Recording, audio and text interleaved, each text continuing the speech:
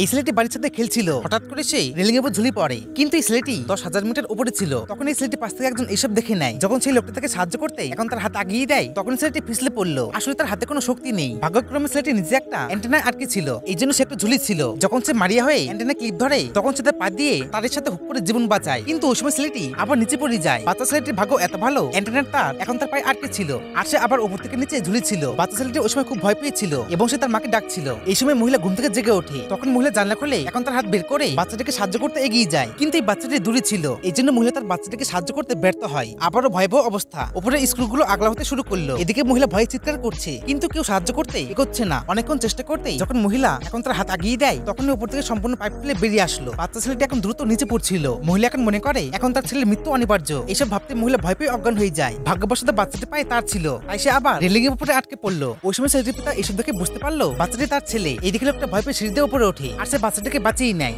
তো বন্ধু সবসময় বাচ্চাগুলোকে খেয়াল করবে, নাহলে এমন ভয়ঙ্কর বিপদ আসতেই পারে।